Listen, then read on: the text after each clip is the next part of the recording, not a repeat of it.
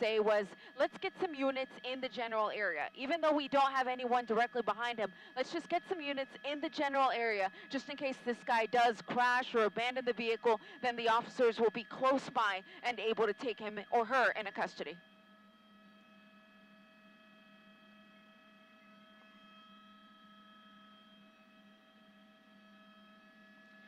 Not directly from the LAPD. I can kind of see the driver because the window is down, but we haven't really had a good chance to look at the passenger side of the car, so it makes it difficult to see how many people may be inside.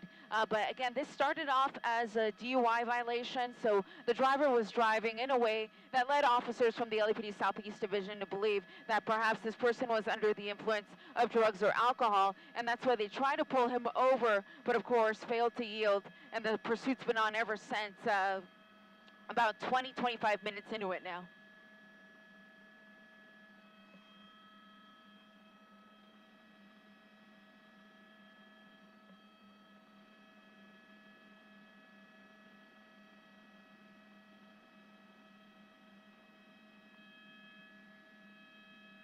Yeah, this is back on Manchester. We've been here before, and we're here again.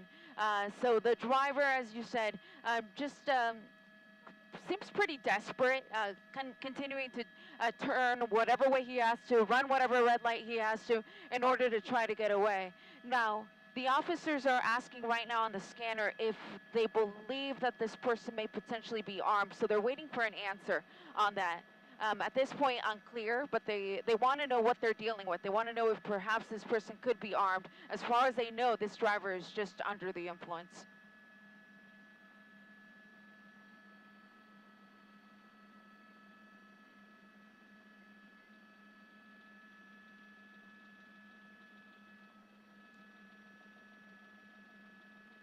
Yeah, you did see that correctly. Those were two units that were approaching the scene, but didn't have their lights and sirens on. They were told to just kind of act cool, for lack of a better word, and just stay there as the driver went by. Because, again, they don't want to make him any more nervous than he probably already is. They don't want him to drive any more recklessly than he already has. So the thought process in the whole tracking mode is that if perhaps he doesn't see those units, he'll think this is no longer a pursuit and will start to drive more normally, or perhaps will even just pull over and bring things to an end.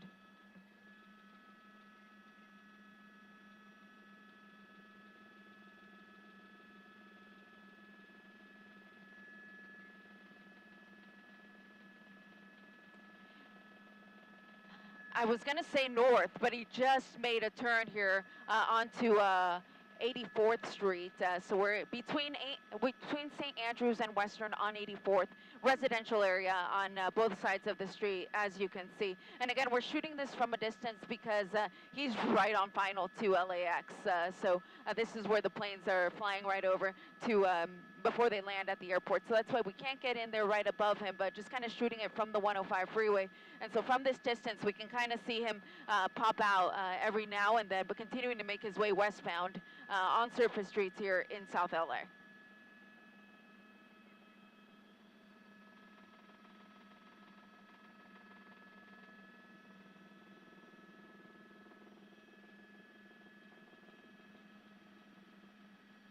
Yeah, it's been a dangerous one, but fortunately at this point he hasn't really hit anything as far as we know. Close call with those pedestrians earlier, but they were fine.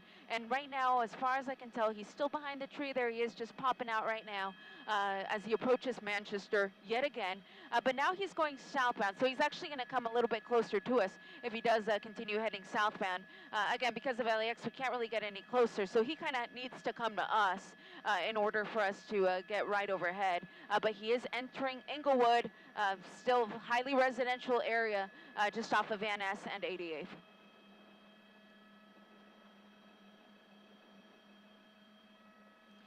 It's quite possible, Colleen. This is an older model car, so I really don't know how great of a condition it might be.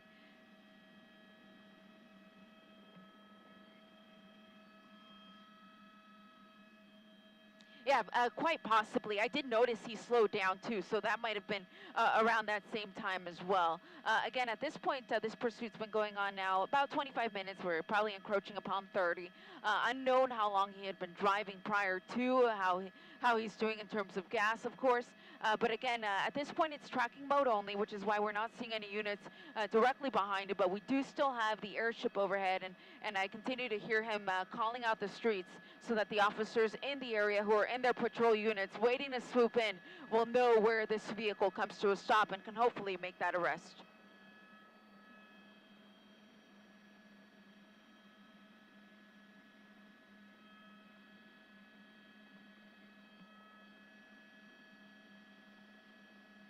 It's the watch commander. So the watch commander is the one that determines whether or not to go into tracking mode, but the officers on the ground are the ones that determine whether or not to go into the pursuit initially. So a regular patrol officer will initiate the pursuit, and then at that point, the watch commander, who's listening in over the scanners, can determine whether or not they need to cancel. If the watch commander determines that it isn't too crazy of a pursuit, or this is a guy that they definitely need to get, like a murder suspect, then they'll go ahead and pursue anyway. But there's situations where the watch commander will determine that it's a better scenario to just let this person go. And that's typically when it's a property crime and not a violent crime. And also, of course, if the person's driving too recklessly, it's more important for them to protect the general public, and for that reason, they could potentially let him go.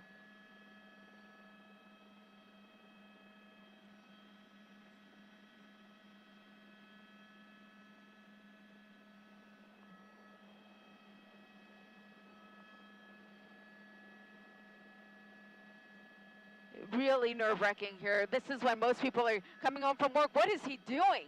Wow.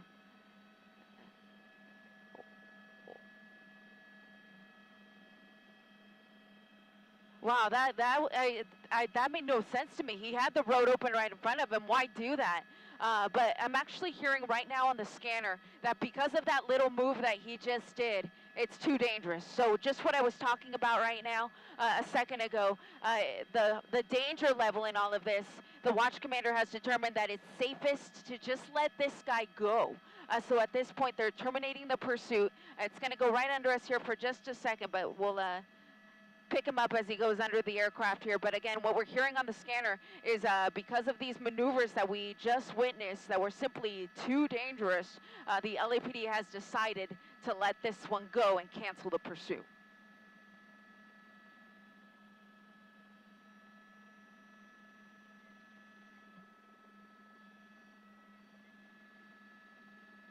Exactly. As far as we know, the car's not stolen, so they're able to run the information on the car, and they know who's driving. They can go wait for this person at home.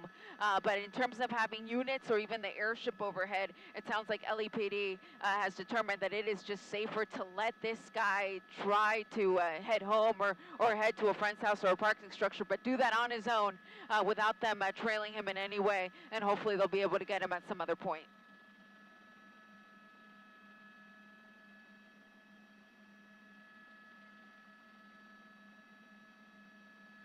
So I believe it actually started on surface streets, Colleen, but then he quickly jumped on the 105, which is how that started. So as you were saying, normally LAPD doesn't patrol the freeways, so it wouldn't have kicked off there.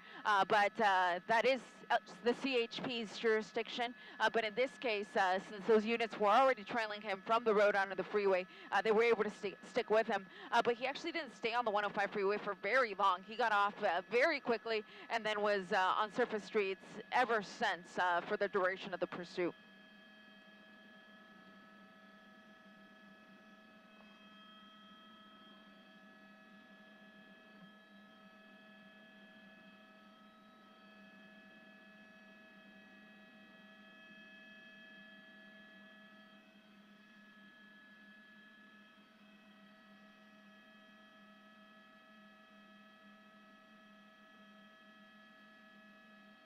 He's at our 2 o'clock, Jim.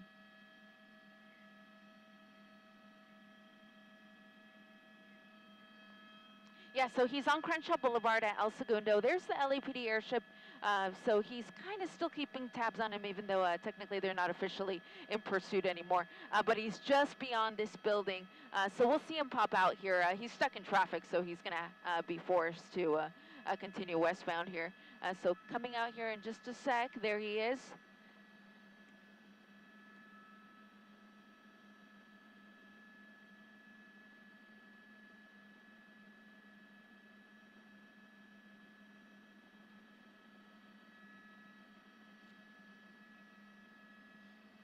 So we're kind of in the area of Hawthorne Airport near the 105 freeway, so that's kind of what we're tracking here. But we're in Hawthorne and continuing westbound, so if he continues in this general direction, it would eventually get him to LAX, and that has been a very popular spot for pursuit drivers to head to because they're getting knowledgeable that oftentimes when pursuits head to LAX, it's really difficult for the airship to follow, and of course there's lots of parking structures and lots of places to hide. So as of late, it has become a popular spot for some of these pursuits to come to an end. Right now, he is heading in that general area. Go ahead, Michael.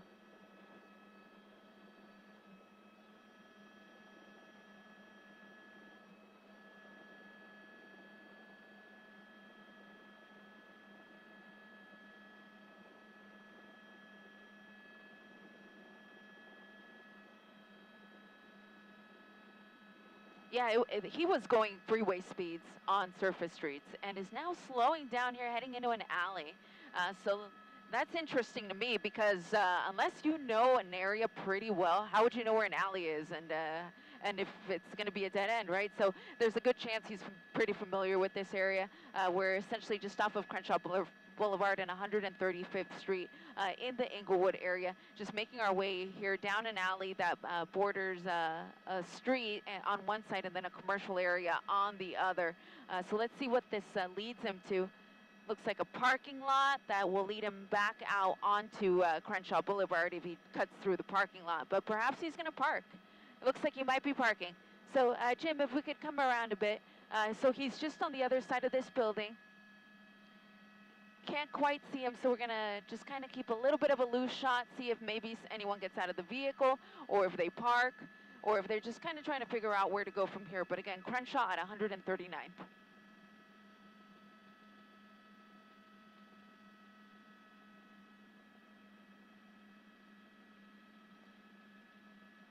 Looks like he got out of the car and jumped back in. As you said, Colleen, we couldn't see him because we were on the opposite side of the building, but it looks like he ran in, he had a cigarette in his mouth, and is now back in the vehicle. So again, as far as we know, this isn't a stolen car, so the LAPD knows who this person is in all likelihood. They know where the vehicle is registered to. They may have units waiting for them when they get home. The airship just went through our shop, but again, they're no longer in a tracking mode. But Crenshaw Boulevard, back on Crenshaw Boulevard, this time headed eastbound.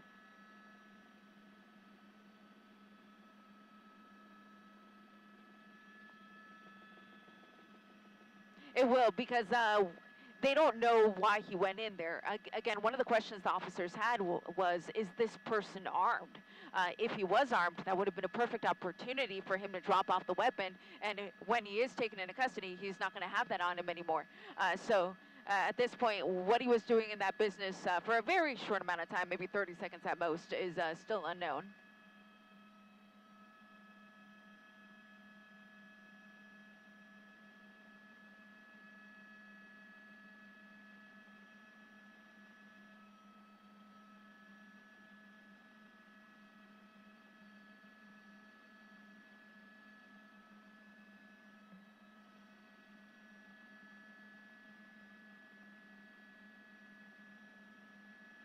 Yeah, it was initially the DUI reason was why they tried to pull him over. So perhaps he was swerving, driving a little erratically, and so an officer tried to pull him over. It was an officer from the LAPD Southeast Division, which is essentially the South LA area of the city, and the driver failed to yield, and the pursuit was on, which added that failure to yield charge. Anytime you don't stop when an officer tries to stop you, it's automatically a failure to yield. On top of that, we've obviously witnessed some reckless driving, so we can add that to the mix. So DUI, reckless driving, failure to yield. But you'll remember he was driving so crazy compared to what he's driving right now that the LAPD decided it was best to just kind of let him go for now. They know who this person likely is because, as far as we know, the car's not stolen. Unclear if he's armed. They couldn't really get an answer to that. But we did see him stop there momentarily at a local business, but is now back on residential streets in the Hawthorne area.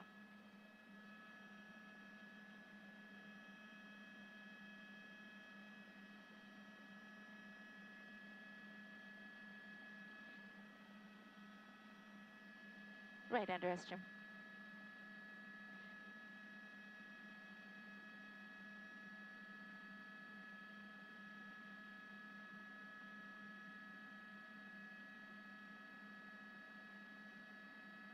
And pushing in on him again. It looks like he's actually going to stop at the light, which we really haven't seen him do too much. So going into tracking mode or just completely backing off really does appear to be working in this case because the driver has slowed down significantly, but is now continuing through Yukon Street on Rosecrans, still in the Hawthorne area. Again, at this point, we don't know where the vehicle is registered to. That would give us a little bit of insight as to where he may possibly end up, because drivers do tend to either go back home or return to an area that is familiar to them. But for now, Rosecrans coming up to Cornbloom here in Hawthorne.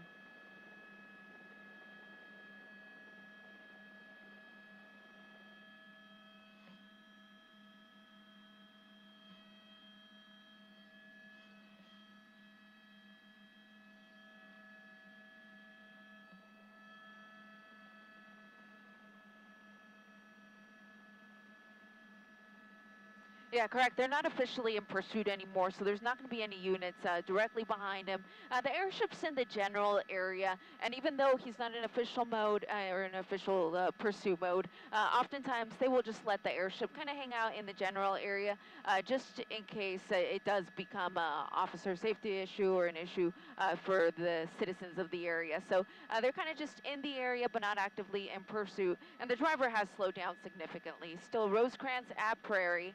If he were to drive like this for the remainder of the time that he's on the road, I personally would not complain. Compared to what we saw earlier when we saw a number of close calls and when he was running red lights and stop signs and almost hit a couple of pedestrians, what we're seeing now is exactly why the LAPD canceled this pursuit.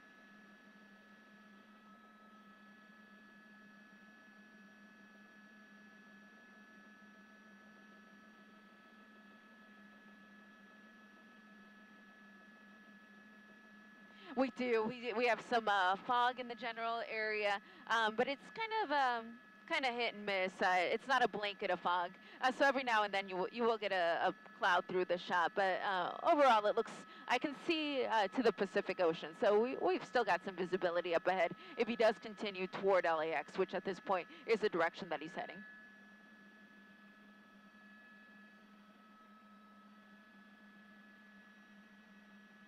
Not necessarily a darkness issue, Michael, but of course, if he were to head to LAX, then that could potentially change things. The airship that's kind of in the general area keeping tabs on him would most likely not be able to continue to follow him because of the LAX restrictions. So in that case, now they don't necessarily know where this person is, so the watch commander at that point could determine that perhaps now would be the time to get some units back on the vehicle because the airship wouldn't be able to follow anymore. So that could potentially change things. But what we're actually, my pilot, James Pollard, is just telling me that the airship has now officially cleared out as well. So at this point, no units behind the vehicle and no airship overhead either. They're just going to wait for this guy to probably drive home.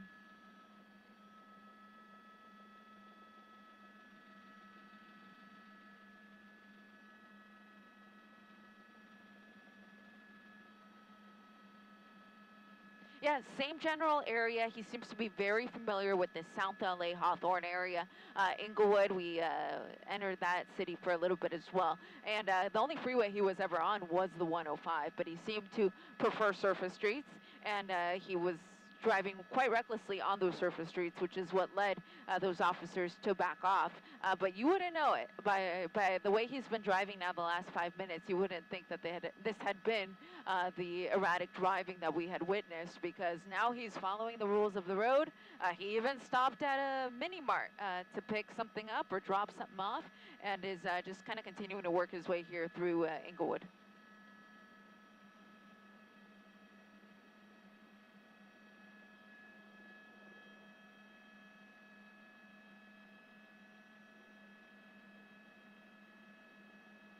Yeah, so we do have some pedestrians crossing the road there, but the traffic is really the biggest problem. It's 5:46 on a Friday night, always extremely busy, and we're heading toward LAX.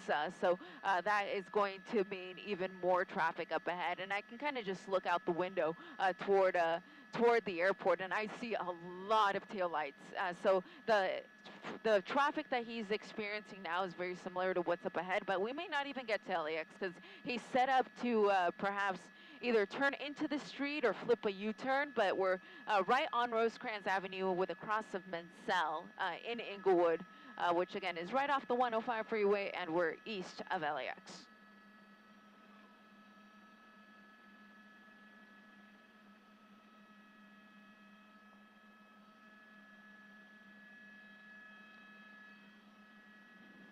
Yeah, so he's in a residential area from LAX. We're a few miles. I'd put it at about 3 miles or so.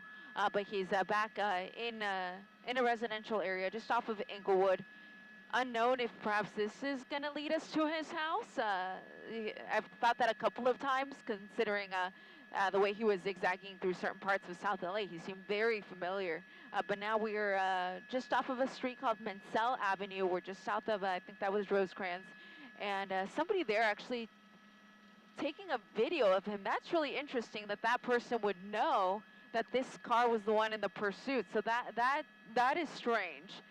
But now just turned on 147th with the cross of Kingsdale, still in Inglewood.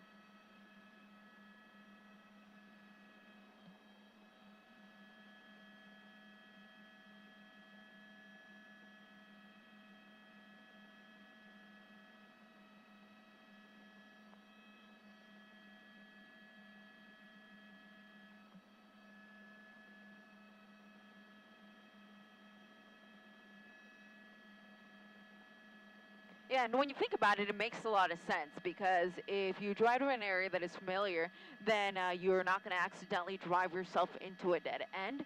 Perhaps you're going to know where the parking structures are, and you can hide there. You could hide in a friend's house. You could hide in your own house, and then it could become a barricaded suspect situation.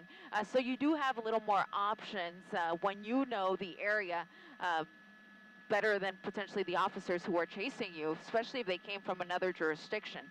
In this case, it was the LAPD Southeast Division that was in pursuit initially. We're now in Inglewood, though, so it would be Inglewood Police if they wanted to get into it. But again, this was initially somebody wanted for DUI, so it would have been a matter of this person just pulling over. They would have likely been arrested for the DUI. Lose their license at the end of it. But now he's added all sorts of other charges, including the reckless driving and failure to yield.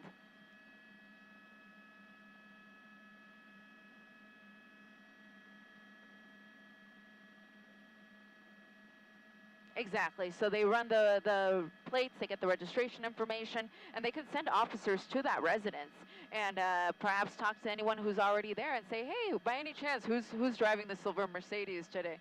So without even knowing, the person at that residence may be turning you in. So it gives the officers options when the car isn't stolen.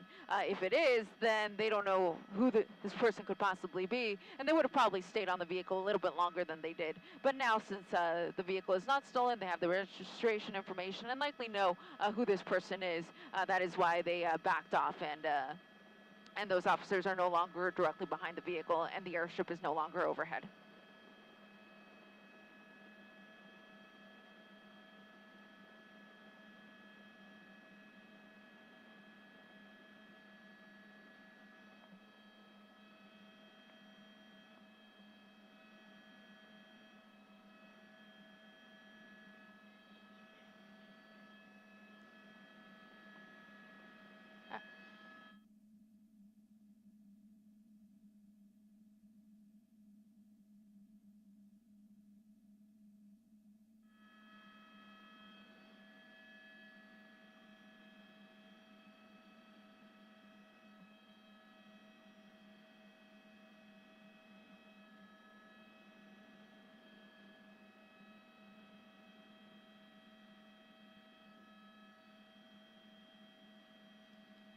Copy.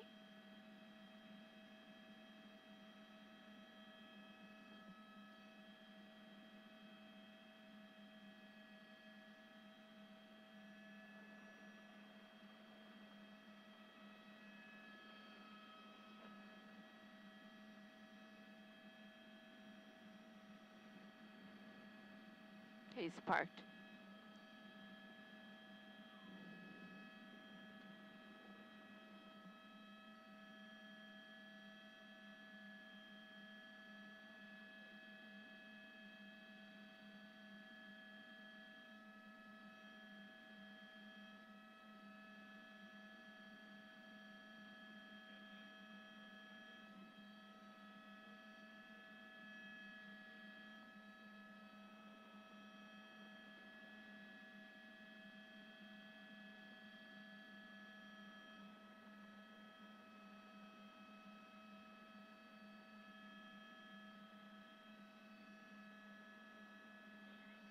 No, not yet.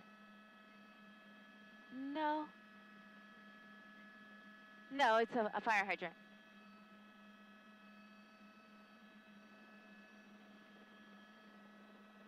Copy. There's another pursuit somewhere, too.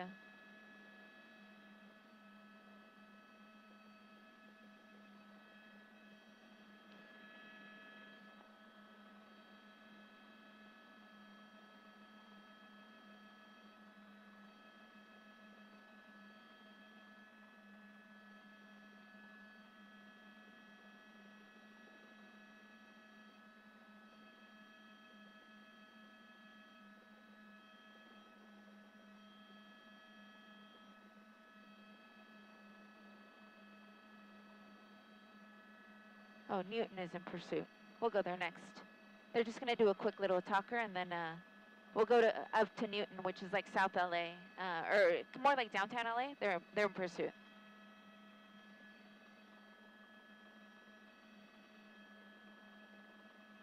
Yeah, I got you guys. We can go? Okay, cool. We're on the way. It's Newton.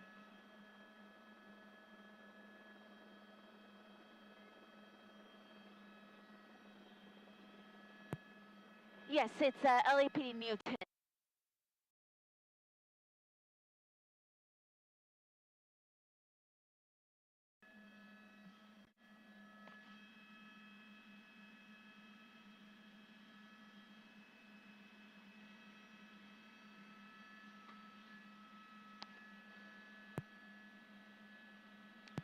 It's downtown LA, guys. Like 5 minutes. Hey, Jamie, I don't have the cross streets, but if you just rewind the tape, you'll be able to pull it off the address bar.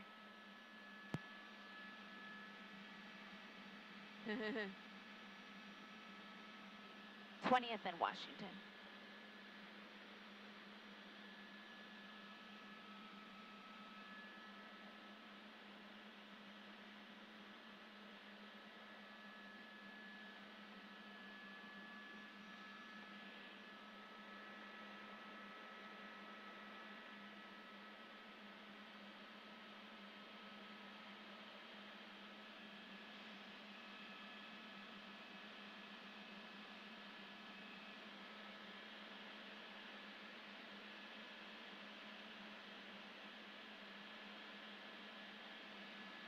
One guy bailed. Oh, I think they all bailed.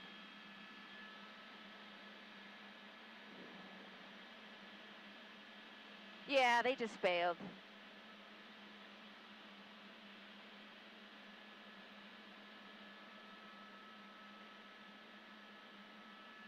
Yeah, they're in for pursuit.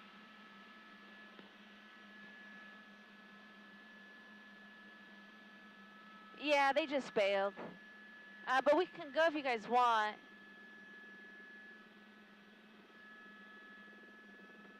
They're still chasing them on foot.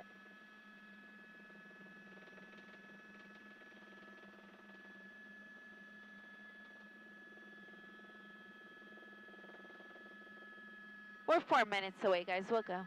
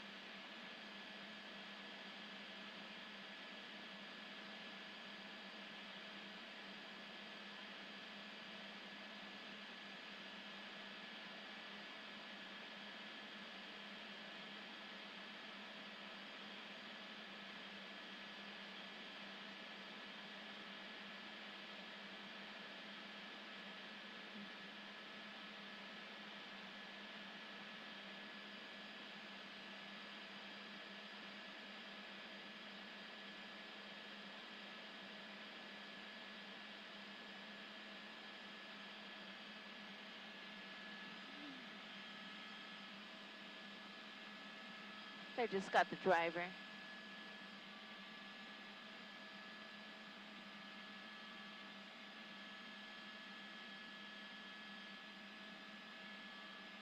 I said they just got the driver too, so I think they got everyone, but.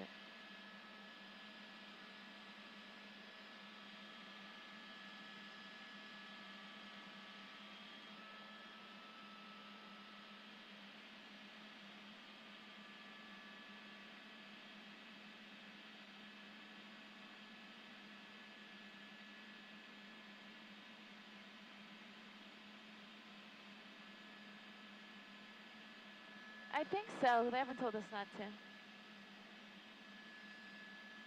It's like 3 o'clock, kind of 4 o'clock. So if you just go east. Yeah, you can just like go east on the 10.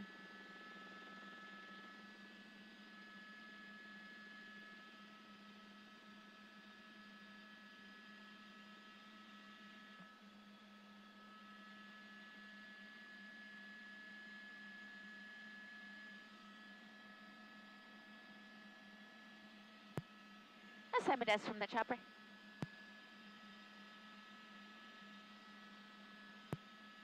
Oh, okay, copy that. Clear to land. Sorry, your volume was a little low, but headed home. Hey, we're good.